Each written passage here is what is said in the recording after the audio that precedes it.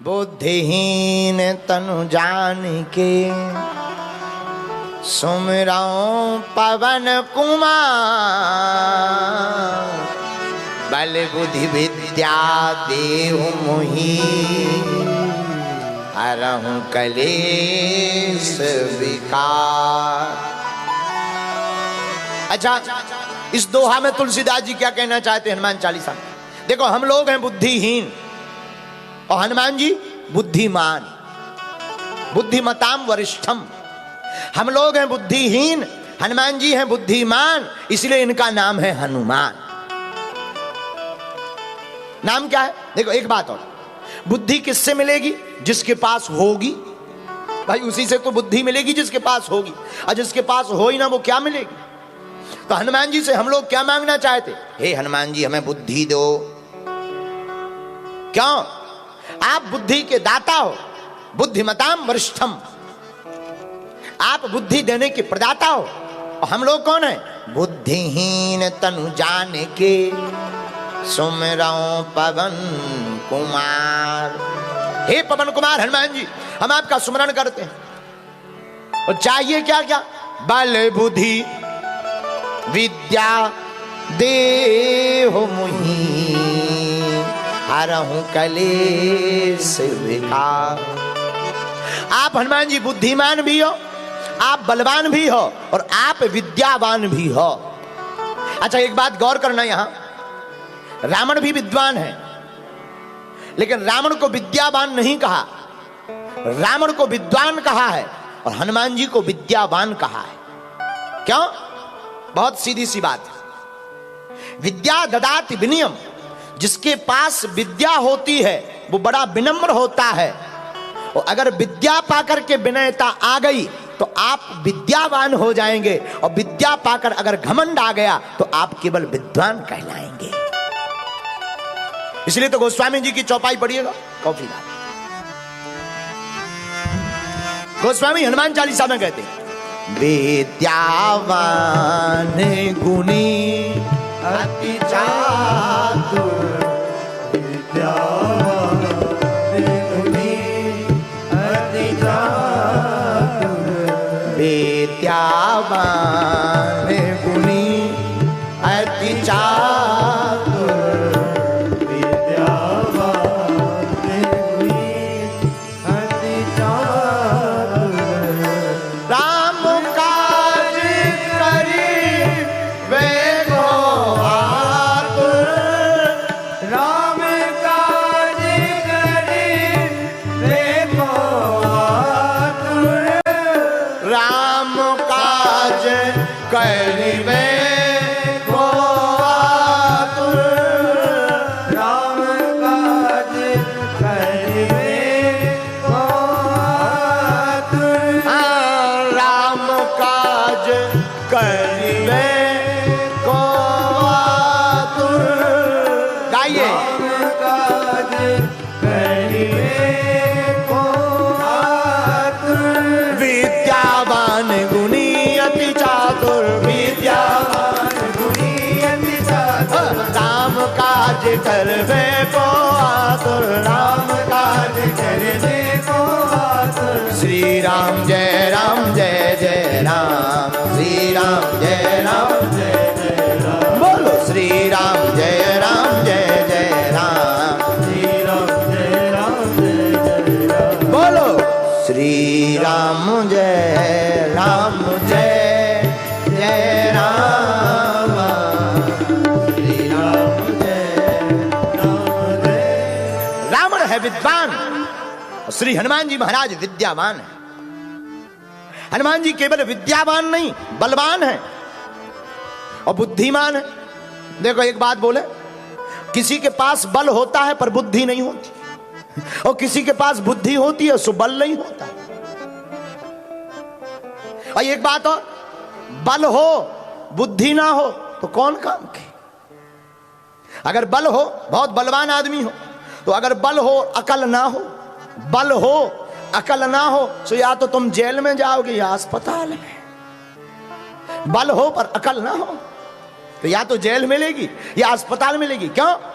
अगर अकल होगी तो काम चल जाएगा, लेकिन अकल नहीं होगी और बल होगा तो या तो तुम किसी कमजोर को मारोगे सो मर ही जाएगा, सो जेल जाए, या किसी अपने से ज्यादा मोटे तगड़े को मारोगे सो वो पसली तोड़ देगा, सो अस्पताल जाए। लेकिन अगर बल होगा और अकल होगी तो आप किसी को नहीं, आपको कोई नहीं छू पाएगा और आप समस्त राक्षसों का संहार कर दोगे।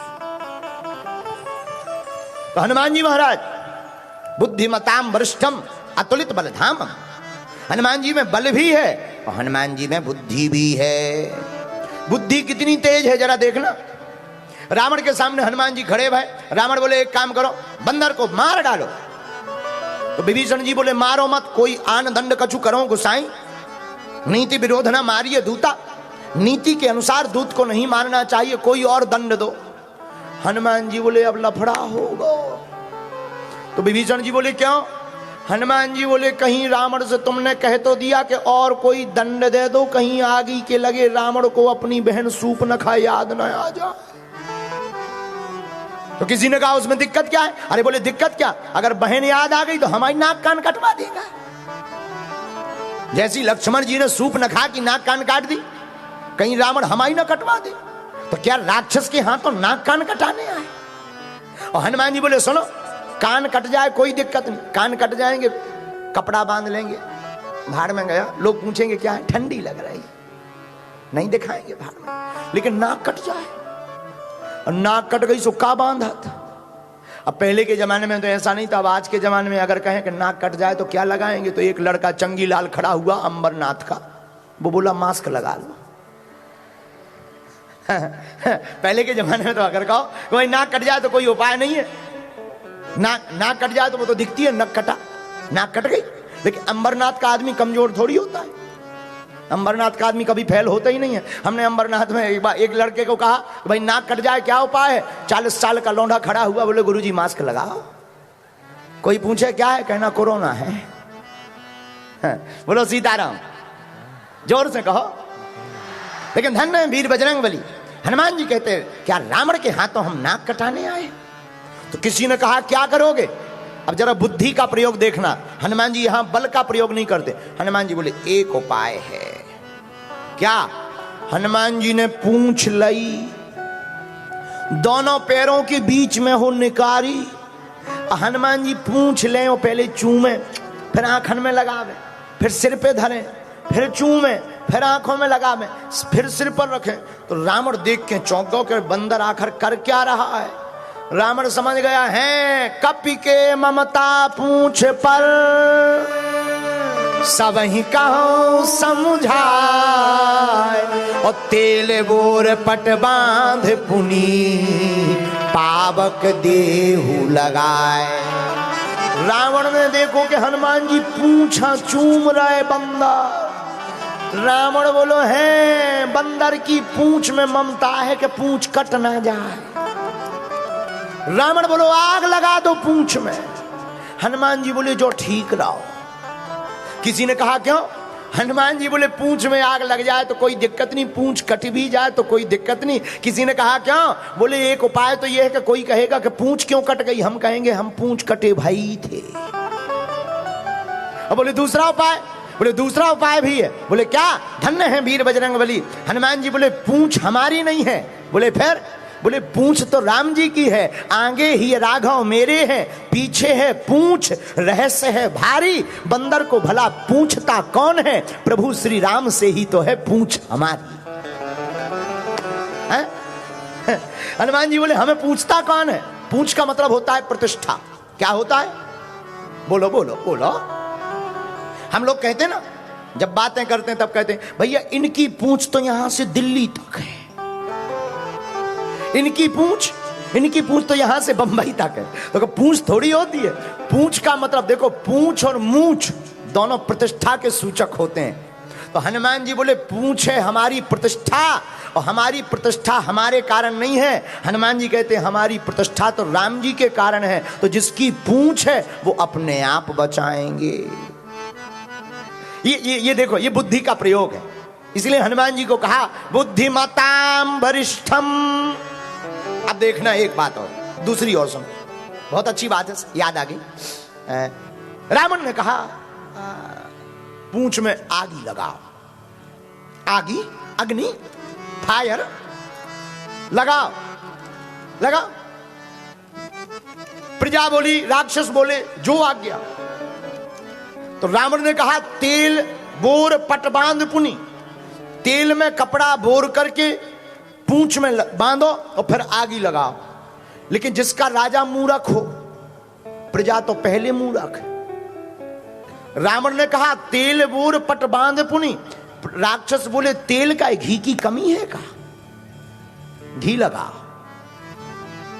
लंका में जितना घी था हनुमान जी की पूंछ में लगा दिया। आप रामायण पढ़िएगा तो सुंदरकांड में चौपाई आई, रहा न नगर बसन घृत। पहले घी का वर्णन आया। पूरी लंका में ना तो कपड़ा बचे न घी बचो। हनुमान जी बोले, जिसकी जितनी श्रद्धा है ले आओ, हमें सब स्वीकार है। जब लंका में घी नहीं बचा तो रावण के पास संवाददाता गए। संवाददाताओं ने कहा कि महाराज घी का अकाल पड़ गया। रावण बोले, घी कहां गया? बोले, पूंछ में लग गया। रावण बोले, मूर्ख, घी लगाने को किसने कहा था? बोले, हुजूर हम लोगों ने सोचा आपकी नाक न कटे, तेल क्यों घी लगाओ। रावण बोला, दिक्कत क्या है? अरे बोले, हुजूर उसकी पूंछ है कि घट नहीं रही, बढ़ रही। बाड़ी पूंछ कीन कपी खेला, रहा ना नगर बसन घृत तेला। बाड़ी पूंछ कीन कपी खेला। हनुमान जी के पूंछ में एक कपड़ा बंधे, हनुमान जी 1 इंच और बढ़ा दे। समझ में आए ना, पूंछ घटे ना। रावण बोलो, तेल बचो। संवाददाता बोले, बचो है। रावण बोले, तेल लगा दो। लंका का जितना तेल था हनुमान जी की पूंछ में लगा दिया। धन्य है वीर बजरंगबली।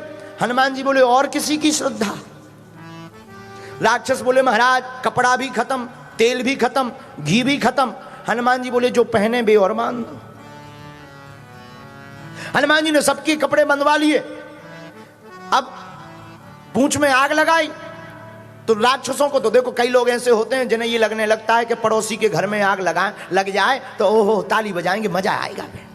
कई लोगों को पड़ोसी के घर में ही आग लगने पे मजा आता है। दूसरों का बुरा हो इतना मजा लेते हैं, बहुत साने बनते थे। लेकिन ये नहीं जानते हैं कि पड़ोसी के घर में आग लगेगी तो झुलस कर तुम्हारा भी घर जल सकता है। यही वीर हनुमान जी ने किया। राक्षसों ने हनुमान जी की पूंछ में आग लगाई और धन्य है वीर बजरंगबली। हनुमान जी बाड़ी पूंछ कीन कपी खेला।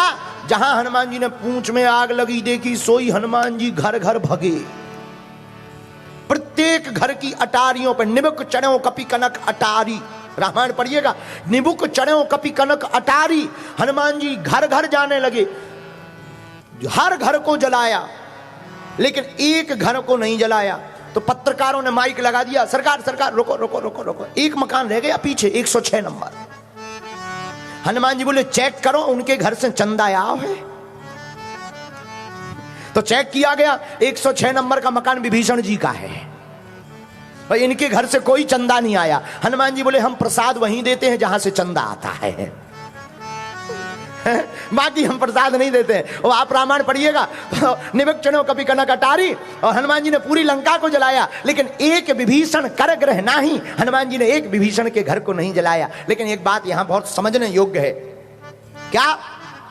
विभीषण के घर के बाहर लिखा, रामायुध अंकित ग्रह, शोभा वर्ण न जाए, नव तुलसी का वृंद तह, देख हरस कपिराय। मतलब जिसके घर के बाहर राम लिखा रहता है, जिसके जिभा पर राम रहता है, उसके घर को हनुमान जी जलाते नहीं है, उस घर को हनुमान जी बचाते हैं। लेकिन जलाते कौन से घर को?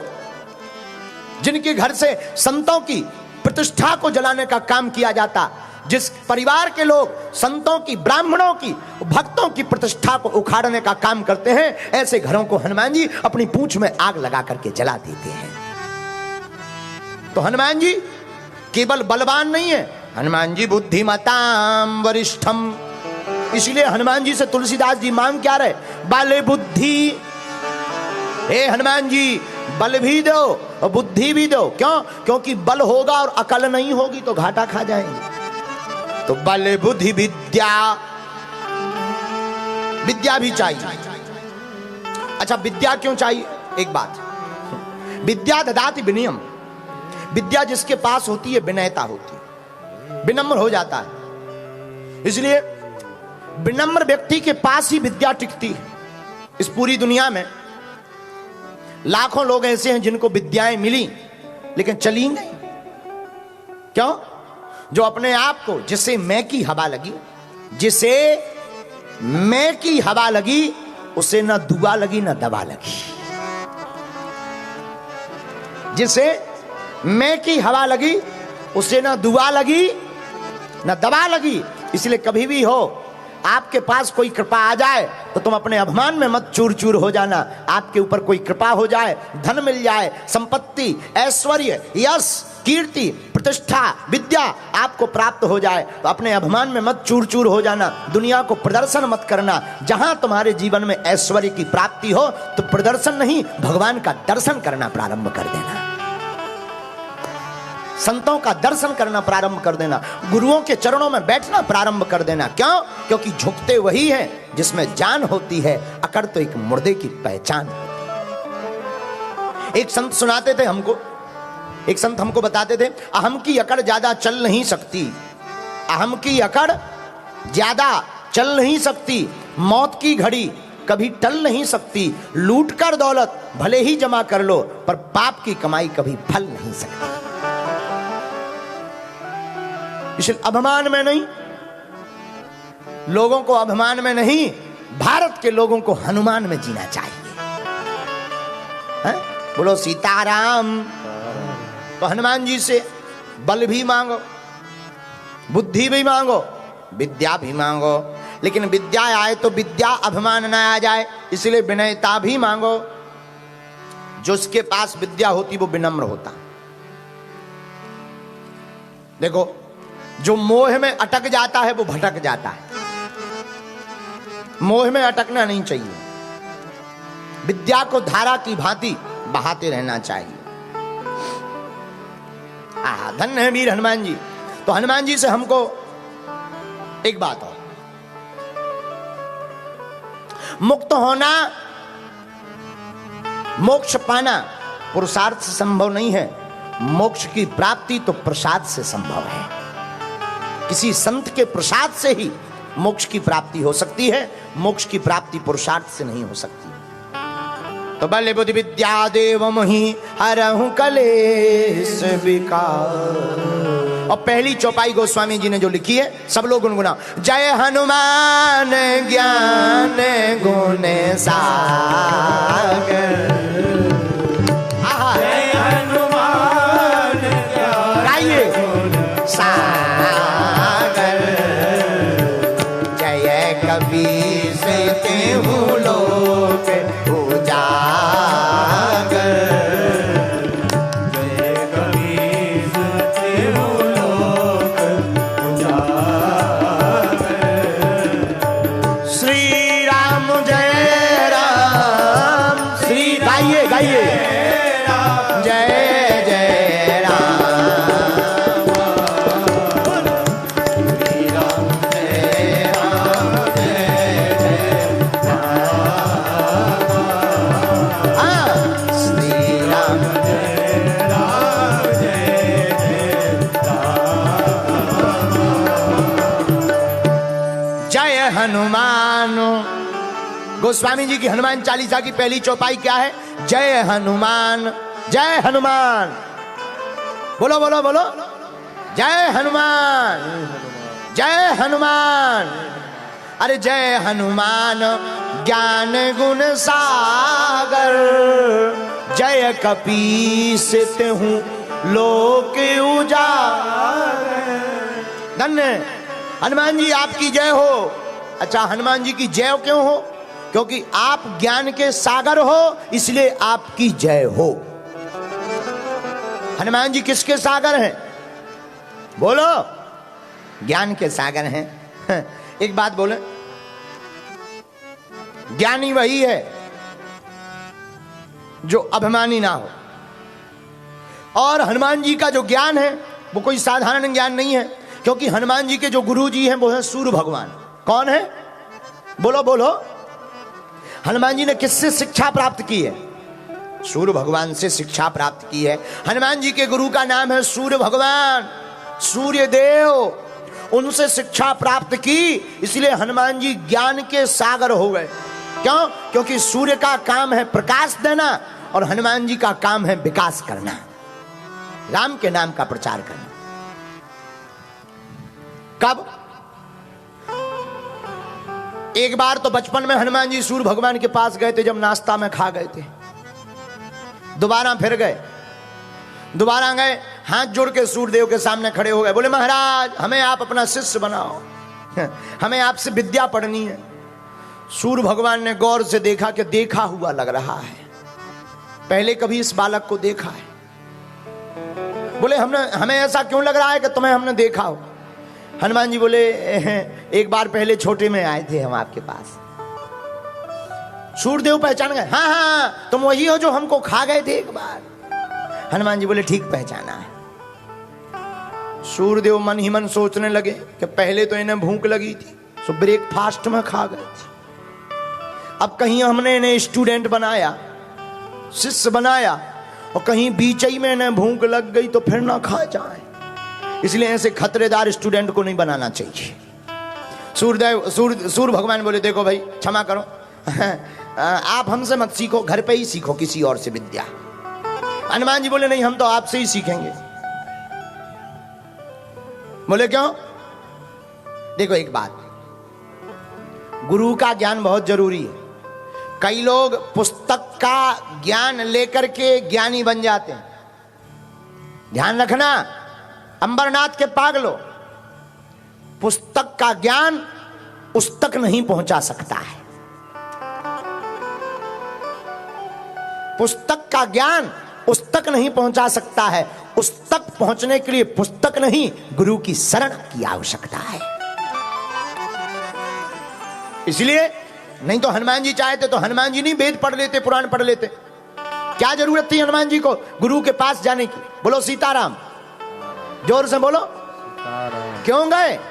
क्योंकि गुरु समझाते हैं। ध्यान रखना, वेद पढ़ते कहते कुछ और है, अर्थ कुछ और होता है। इसलिए जो हनुमान चालीसा तुम लोग पढ़ते थे, वही हनुमान चालीसा पर 3 दिन कथा हो गई, फिर भी अभी 3 चौपाई नहीं भजी। और ये कहां से संभव है? गुरु ज्ञान से ही तो संभव है। आप विचार करो। इसलिए पुस्तक आपको उस तक नहीं पहुंचा सकती। जैसे ऐसे समझो, अंबरनाथ के चंगीलाल ने, हमारा एक चेला है चंगीलाल, पुस्तक में पढ़ा कि 15 मिनट में हलवा बनाइए। अब पुस्तक में लिखा था कि अब आप सूजी को बर्तन में डालिए, अब पानी डालिए, 2 कप चीनी डालिए, अब चूल्हे पर 15 मिनट के लिए चढ़ाइए। चंगीलाल ने चूल्हे पर चढ़ा दिया, चीनी डाल दी, सूजी डाल दी। 15 मिनट नहीं 20 मिनट हो गए, 25 मिनट हो गए, हर बार उंगली डाल के देखें पर गर्म हो ही ना।